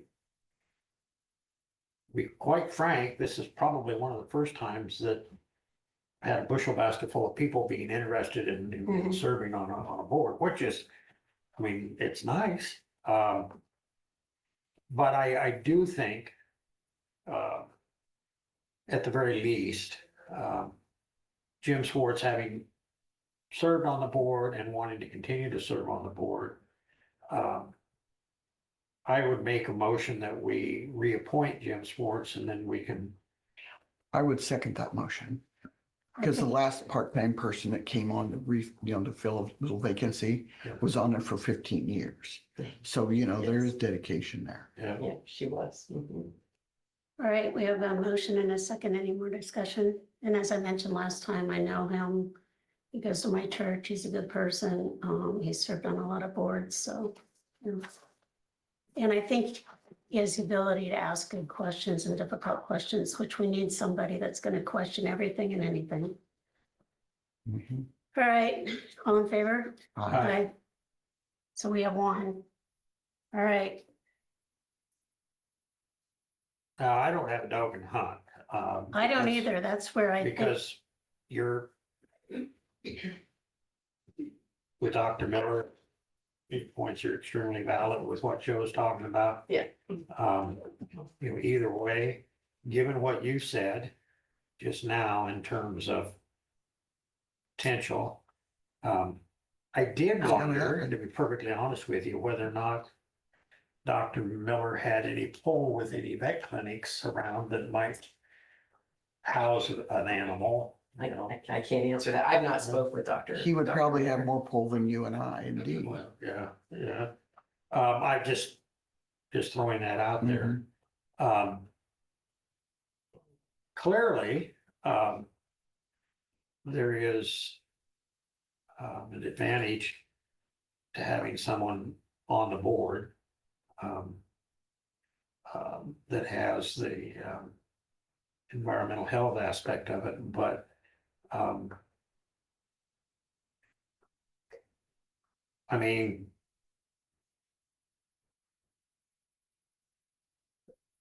I guess the way I would look at it is, and I would say this about Joe too, as far as that part goes. Not the end all to end all, but having served for 6 years with Bruce Hudson and Russ, I have a lot of familiarity with Chapter 69 of the Iowa Code, as does Joe, having been on the Board of Health and working with that. If it was the board's desire, we could appoint a liaison for the Board of Supervisors. well, Chris already asked for that, so I would put that on your agenda for next Beyond week. to go to the Board of Health meeting for any topic of discussion, I Right. guess, but from my perspective, more specifically, and I do think that Jerry has stepped up and he's doing a good job. And I think that he will be, as he gets deeper in the weeds, he'll become much more efficient. Not saying he's inefficient now, but Right. He's got a lot of, He's taken over a position that has never been really done correctly. and once that gets done correctly, on down the road, I know what Henry, Des Moines, Lee, a lot of us county sheriff persons, so that would be something in the future to consider as budgets become tighter. Well, Henry, Louise, and Des Moines all use Russ. Yes. So, And Lee utilizes their own private Yeah. employees. Can I anyway, ask Elizabeth a question? Can you look up the Board of Health? I'm pretty sure it's a 5-person board by Iowa code. While we're, right, I'm while pretty we're sure it is, discussing, yeah. the other thing is, like I Thanks, said, I'm gonna Elizabeth. be as objective as I can. And right now, I'm leaning towards Amber only because I think we need the environmental health expertise. I think Can I ask? your point, wait 1 second, your point about the bird flu is extremely good and valid. However, if there's another pandemic, probably a lot of that'll come from the state. Like it did before, just guess, and I'm looking at the process, not the people, and what expertise we need. And again, I'm pretty neutral, so I can be swayed either way. That's just. It seems like we have a lot of environmental health concerns in our county that have not been met. Susie? Does Amber have any official training? Or is it just because her husband? has No, a- she sent a letter. She has Yeah. she does have a bushel basket full of certifications. Mhm. She emailed us all a letter probably, what, a month ago? Yeah. And she did a good job on explaining it. I followed up. And it's my understanding,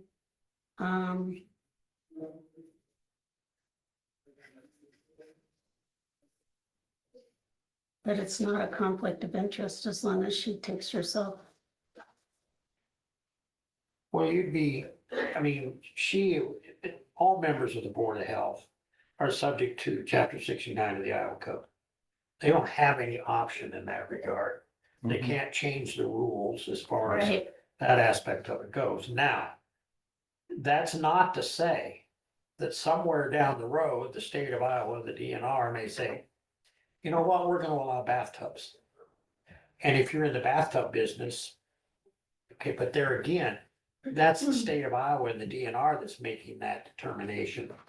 Not a member of the Board of Health in any county as far as that part goes. Do you want me to read her letter she wrote to the board? Yeah, that's fine, yeah. I am writing to express my interest in serving as a Jefferson County. 5. At least 5. I don't At know. least if- 5. I don't see maximum. All right. Board of Health That answers member, my I am question. enthusiastic about submitting this letter because I believe my skills, experience, and passion for the Board of Health make me a strong candidate. With a background in the septic industry, I've developed a solid foundation in Iowa septic codes 68 and 69. I have gained extensive experience in the design and regulation of septic systems. My ability to analyze complex issues and make informed decisions ensures that I will contribute effectively to the board's objectives. The board is responsible for the knowledge of all environmental health issues. As a board is right now, it is very heavy in the medical field with no knowledge of the septic rules and regulations. I am committed to fostering a positive, inclusive environment where all board members can contribute their ideas and perspectives. My passion for protecting the waterways of Iowa drives my desire to be part of the board. I firmly believe that through effective governance and strategic planning, Jefferson County Board of Health can make a significant impact on the community. I am eager to leverage my skills and networks to support the organization in achieving its mission and goals. I would be honored to have the opportunity to contribute as a Board of Health member and play a role in environmental health. Thank you for considering my application, Amber McCern. To your point, Dean, says, okay, to your point, Lee, I did email Elizabeth. A conflict-free statement or whatever you want to call it. I had her review it. And a HIPAA statement, a HIPAA compliance statement for the volunteer boards. I know as an employee of the county, I'm protected under that. I know in the capacity in which I serve as a board of trustees for Indian Hills, I signed one of those statements at the first meeting in January. So I did have Elizabeth proof it for my volunteer board. So that is, it's on the agenda. I haven't sent out the agenda yet because I don't know Who to who send to it to? send it to. But number 2, we're meeting a week earlier in January because of the budgetary process. So the board has a chance, my new board has a chance to review the budget. And then I can get it to Shannon before the due date. So usually we would meet the 3rd Thursday of the month, but we're meeting a week prior. And I'm gonna invite the supervisors to come too, so we can have a discussion about budgets, just so you know. So I thank you for letting me speak about that. Just to recap, there needs at least 5 members, so we could appoint 6 if we wanted to. I'm just a little concerned about an even number on a board. Right, but that's my only that's concern. rarely Put 'em all gonna, on it. and if that were to happen, then you just have to work through that process and get somebody to change their mind. Well, I mean, it's a volunteer board and there's sometimes somebody can't make it and you're down to 4. So Maybe having more and then everybody is not obligated to be there every time, because there is conflicts, there's conflicts. Conflicts, you mean people living their life? Yes, yes. Barely what little life we have, Joe, And just saying. one board that I had sat on, at the beginning of the meeting, they always ask if there's any conflicts. And you're supposed to disclose if there's a conflict on the agenda, Yeah, so they are well aware of it at the beginning of the meeting. Yep. And I think there was something that come up with something that I said it was a conflict and I backed away from. It was a family member, Right. so Right. I just backed away from it. All right, so is anybody giving the discussion about number Well, of it's people? certainly unusual to have an even number on a board, but by the same token,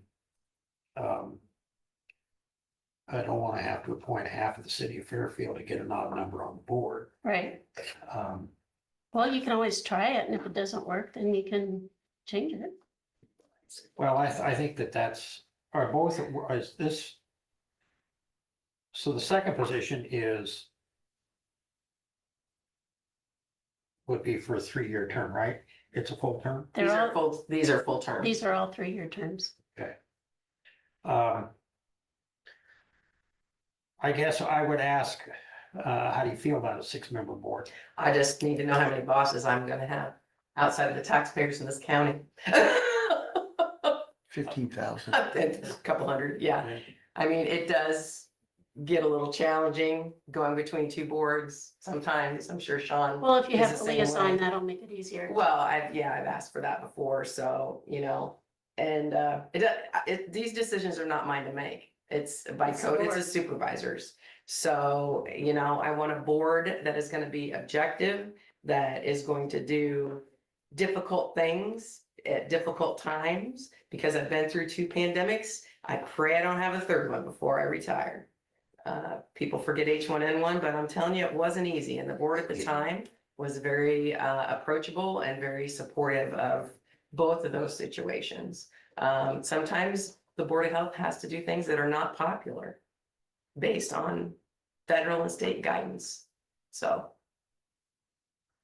Well, I gotta say this, though, if we're looking at all the names, I indicated that Dr. Trent was willing to serve because his schedule changed. right. So, I mean, where does it I where think does that it makes end? it too medically heavy. I mean, Well, I think we names do on the have, name, I do think we have a good representation of the medical world on there, but what I was gonna say is that the argument that you made. what argument? Was I arguing? No. I'm like, dang, I missed it. It's continual, Leave. Chris. The argument It's that you continual. made, the argument that Joe made is what I'm trying to say. I think this is you kill 2 birds with 1 stone here. And we put, because I think there's a need from both ends of the spectrum. And so we increase the size of the board to 6, we see how it goes. You can always change your bylaws and have the liaison be a tiebreaker, or you be the tiebreaker, or, Yeah, actually, I don't have to have bylaws anymore because everything's by code. oh, okay. So, yeah, at one time we did have bylaws. So, Okay. yeah. Anyway, I would not be opposed to increasing the board size to 6. Okay, so you're gonna make a motion? Did you hear me say that? I said I would not be opposed We to need it. 2 names, Lee. I would make a motion that we increase the size of the Board of Health by 1 additional member and appoint Dr. Phil Miller and Amber Mixner to the Board of Health to serve 3-year terms Okay. Do we have a second? consecutively. I think you got it covered. Okay. I'll second it. I am still concerned. There is no conflict of interest. And you said you've sent Elizabeth something. that I says did. that. I did indeed send that to her. Because we have nothing if we don't have our integrity. Well, and I would, don't. Oh, disagree you're not with you. included, okay? Yeah, no, I wouldn't disagree with you, but I just use the CETA board as an example. I, working for Walker's Office Supplies for 33 years, I had an area of expertise that other members of the board did not have. So when CETA decided that it was time to replace their copier, fax, whatever, all of the dishwasher, everything. Yeah, and it was a new series. I advised the board as to what each of the bids that were submitted and what they were showing in the comparisons, including the one that the Ross Walker submitted. When it came time to make the decision as to who to purchase, while I did not benefit financially, I did abstain from the vote. And so, and as you all aware, because you sit on the Cedar Board, every year we do, we have, what, I can't think of the word, acknowledge any conflicts of interest, and we sign a document that. Correct. Yeah, that happens on any boards. Yeah, so, I mean, there may be a conflict arise somewhere with, I don't know, something may come before the board about some type of medical equipment that is sold or whatever that I realize it's a stretch, but maybe Jim Right. deals with at the hospital. Right. No, I think, as far as if that's for Amber, she mentioned in her letter that Yeah, she, so she acknowledges recused that herself. there is an issue. And, so anyway, my motion still stands. to increase the board, are you, did Yeah, you see and any name? appoint the Dr. Phil Miller and Amber Mixner to Okay.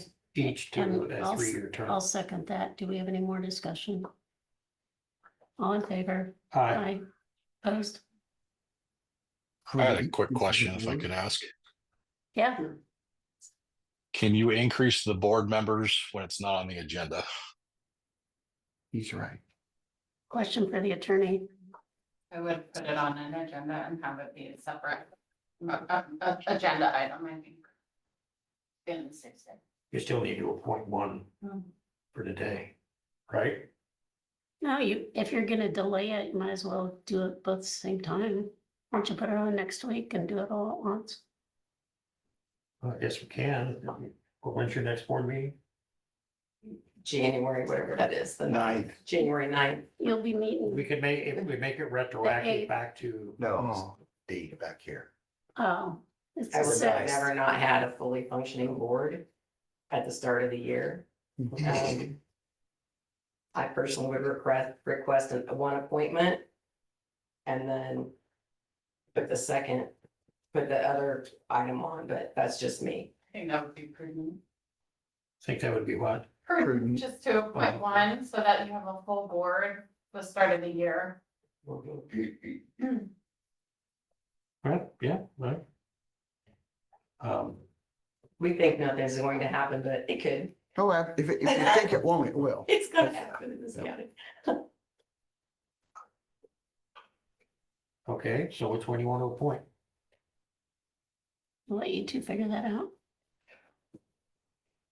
Don't look at me, that's your decision.